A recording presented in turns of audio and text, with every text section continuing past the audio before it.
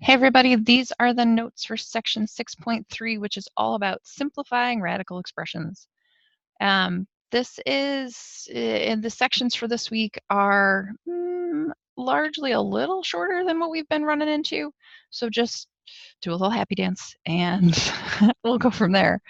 All right, so when we talk about simplifying radical expressions, we're talking about expressions like this. So if a and b are real numbers and the nth root of a and the nth root of b are both real, then we can combine them together or separate them. As long as the root is the same, okay, they can work together or apart because really ab is just multiplication, right? So if I have the cube root of 6 times the cube root of 7, I can also write that as the cube root of 42. Okay, either direction is fine. This goes both ways. So I can break things up, I can put them back together, and I use that to simplify things so that there's nothing that can't be simplified under the radical.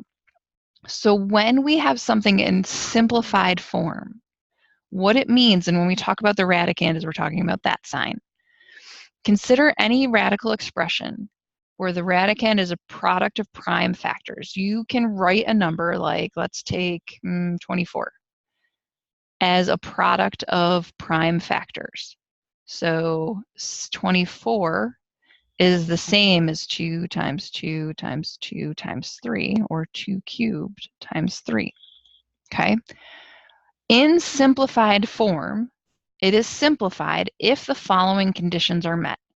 The radicand has no factor raised to a power greater than or equal to its index. So if I have, let's say, cube root here, and I have 2 to the 4th inside, that's not simplified. I need to simplify this so that the radicand is not bigger or is not smaller than the exponent. The radicand can't contain a fraction. We'll simplify those. And there are no radicals in the denominator of the fraction. This one you're not going to like, but it is the truth. So something simplified never has a radical in the denominator, just can't. But we're really first going to deal with number 1 here. That's most of what we're doing today. So we're going to simplify this expression. What this is the square root of x to the 9th. Okay, so the way I can think about this is, remember we could have written this as a fraction, right? A radical is the same as half, x to the half to the 9th, okay? And then we're going to think about how we simplify fractions, right? Power to a power says multiply, so that's really 9 halves, right? Well, if I think about 9 halves, 2 goes into 9 4 times, and there's half left over. Oh, so what I can really do is think about this in 2 pieces, right? As x to the 8th and another x, right? All under the radical. The reason I want to do that is because I'm going to divide them both. I'm going to do x to the 8th divided by 2 and x to the half. Well, x to the 8th divided by 2 is just x to the 4th. And then x to the half is the same as radical x. So I'm going to leave it that way. But now there's no power. This is the power of 1. This is the power of 2. The powers left underneath the radicand are smaller than what's outside of it, okay? There are lots of ways to look at these.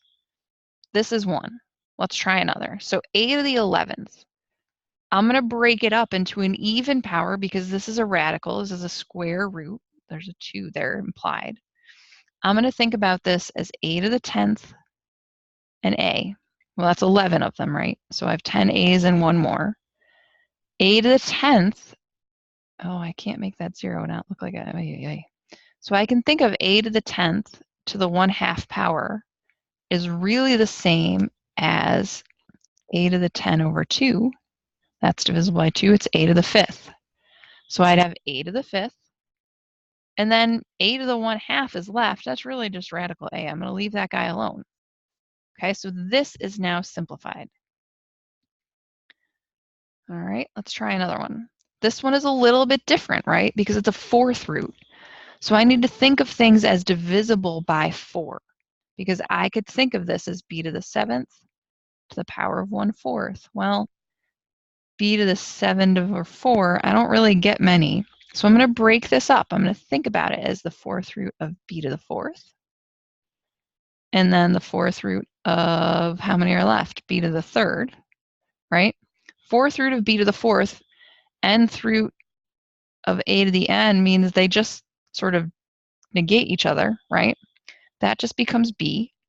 And then I'm left with the fourth root of b cubed, because I can't do anything else to that. I don't have enough b's.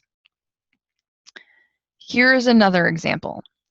So this is the cube root of w to the 7th, z to the 9th. Take them one at a time. If it's easier for you to think about as fractions, do that. This would be w to the 7 over 3 and z to the 9 over 3. Well, I know 6 is divisible by 3, so I'm going to think about the cube root of w to the 6th, and there's a w left over. For 9, 9 goes into 3, so I can leave this as the cube root of, or 3 goes into 9, z to the 9th. So now I'm going to divide. 6 divided by 3 is 2. That gives me w squared. So I've dealt with that one. I don't want to deal with the one that doesn't divide yet. I'm going to leave that be. And then the cube root of z to the 9th, 9 divided by 3 is 3, so z cubed. I dealt with that one. And all I have left is the cube root of w. All right? You try these two. I'm going to give you the answer for the first in a second. You try it first. I can think of this first one as the fourth root of v to the 24th and one more v, right? So v to the 24 divided by 4 is 6. That gives me v to the 6th on the outside, and the fourth root of one more v on the inside. Try the second one. If you're stuck, head into the discussion and let's talk about it. All right. What we just did with variables, we can also do with numbers. What we have to bear in mind here are perfect squares and cubes and fourth roots, okay? If we don't, this is going to be real hard. So the goal here is to take out perfect squares, perfect cubes, right? We have to think about ways to make 56. Well, for example, I know I could make 56 out of 7 and 8. So I can break up 56 into the square root of 7 and the square root of 8. But that doesn't really help me because neither of those are perfect squares. But I can't break up 7 anymore. I can break up 8 because 8 is made up of the square root of 2 and the square root of 4. The square root of 4 is a perfect square. I just use green on green. So I can simplify that. The square root of 4 is 2. And then I can't simplify either of those two, so I'm just going to combine them together. That makes the square root of 14. And that's it. There's no perfect squares inside of 14 for me to simplify away. All right, let's try another one. So let's think about how we make 24. I can make 24 out of the square root of 6 and the square root of 4. Well, 4 is a perfect square, so that becomes a 2. And then I'm left with the square root of 6, 2 square roots of 6. Okay? You could have done it as radical 8 and radical 3. That's fine too, or 12 and 2. This is made up of a 4 and a 2. Radical 3, I'm going to make the square root of that as 2, and then a radical 2 times radical 3 is radical 6. All right, let's try this one. So think about how to make 50, and remember that this is square root, so we're looking for perfect squares. I'm going to ignore the 6 for now. We'll just leave it out there. I can make 50, square root of 50, out of square root of 25, right? And the square root of 2. Well, square root of 25 is 5, so 5 square roots of 2. So 6 times 5 square roots of 2. Well, the numbers can be multiplied together here. So 6 times 5 is 30. Square roots of 2. Oh gosh, and for some reason, somehow I wrote a 3. Square roots of 2. All right, let's try another. 5 square roots of 18. Let's do it the same way. Think about how you make 18. I can make 18 out of 9 and 2, right? 9 is a perfect square. That becomes a 3. Square roots of 2. So 5 times 3 square roots of 2. 5 times 3 is 15 square roots of 2. All right. This one is crazy, but we got to just take it one piece at a time. So break them apart. So I'm going to think about this as the cube root of 40, the cube root of x cubed, the cube root of y to the 5th, and the cube root of z to the 7th. And now let's take them one piece at a time. Remember, we're talking about cube roots, so we're talking about perfect cubes. So think about perfect cubes that you know. I know 8 is a perfect cube.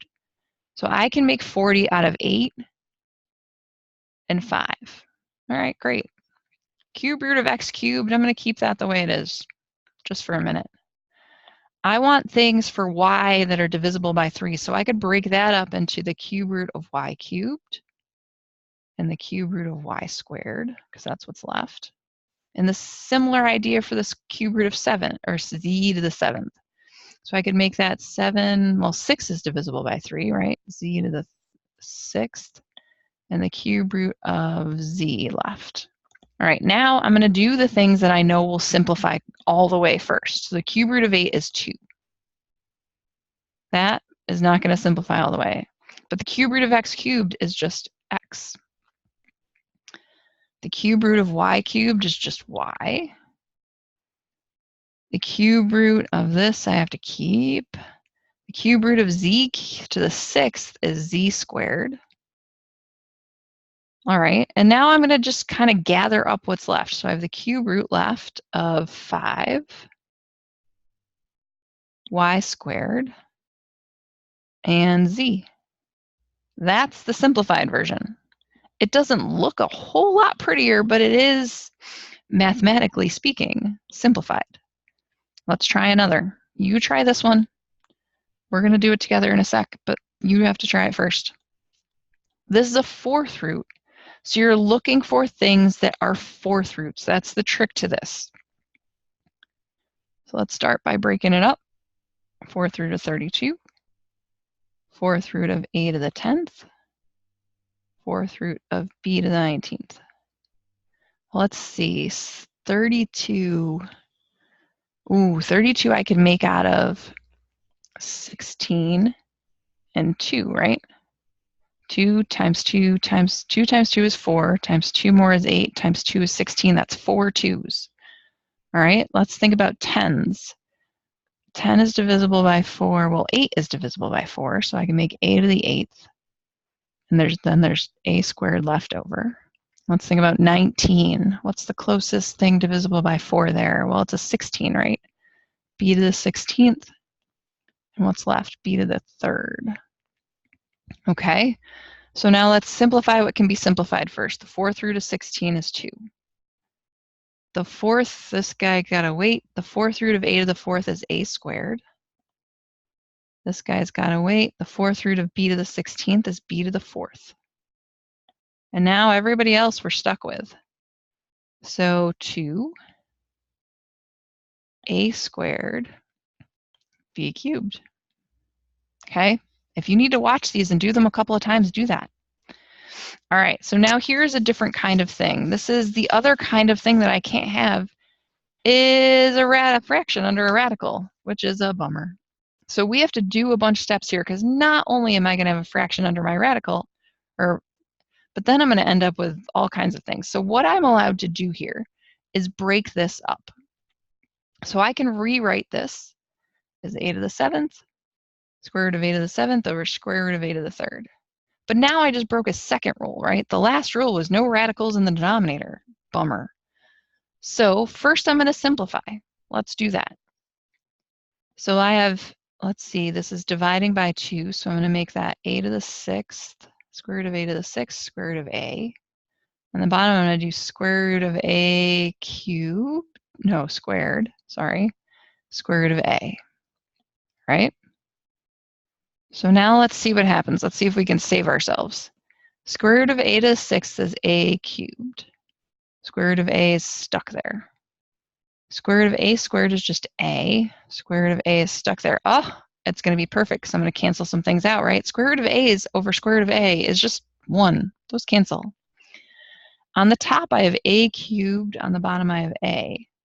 So that simplifies just to a squared because I have on the top a. And on the bottom, I have just an a. Those guys cancel.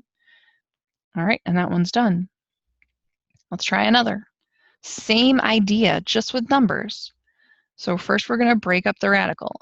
Cube root of 3 on top. Cube root of 81 on the bottom. We can, the cube root of 3, well, let's think for a second. Cube root of 3 doesn't really make a whole lot of sense, does it? Cube root of 81 I can do. So sometimes what you're going to do is you're going to start like this, and then you're going like, wait a minute, could I have done this differently? Well, yeah, I could have. So let's do that differently. It's okay to get to this point and go like, oh gosh, I don't know what to do. Let me try something else. So what I could have done is simplified my fraction first. 81 is divisible by 3. So what I could do, how do I know that? Because 8 plus 1 is 9, and 9 is divisible by 3. That's a rule for divisibility. So I could rewrite this. 81 divided by 3 is 27 as 1 over 27. This is going to be easier to simplify. So now I can do what I wanted to do before. Break it up. Cube root of 1 on top. Cube root of 27 on the bottom. All right. Cube root of 1 is just 1, because 1 times 1 times 1 is still 1. Cube root of 27, let's think about that, is, let's see, 3 times 3 is 9, times 3 is 27. That's 3 3s, is 3. So my answer here is 1/3. You do need to be able to do this with the fractions, with the radicals. Could you divide that through and get a decimal and give me that? Yes. Is that what I'm looking for? No. That's not the kind of answer. You have to be able to prove that you can simplify radicals. All right, try these two. If you get stuck, come on into the chat, or discussion. Why do I do that? Let's talk about them. Let's simplify this one. This one is a couple of steps, right? So I don't have any radicals in the denominator. Happy day. There's no fractions under a radical. I'm good there. So let's just break up the 70 or the 50. So square root of 25, square root of 2. All right, that becomes 7 times 5, radical 2 over 10. That becomes 35, radical 2 over 10. Well, now I got to simplify the 35 and the 10. They're both divisible by 5, right? That becomes a 5. That becomes a 2. So I get 5, radical 2 over 2. Now, resist the temptation to cancel out the 2's. Radical 2 and 2 are not the same thing. Somebody told you they owe you $2 and they gave you radical $2. Instead, they cheated. All right, try this one. Take a second. Okay. All right, so let's take the 2. We got to break up the radical 300. How do I do that? Well, 100 is a perfect square. And that leaves me with 3 over 30. Okay, so let's see. 2 radical 100 is this 10. Radical 3 divided by 30. So then I get 20 radical 3 over 30. Those are divisible by 10, right? That's a 2 and a 3. So I get 2 radical 3 over 3. Again, radical 3 and 3 are not equivalent, so don't cancel them. All right, that's the end of this section. Woohoo! I will see you in the next section. And if you have questions, please ask.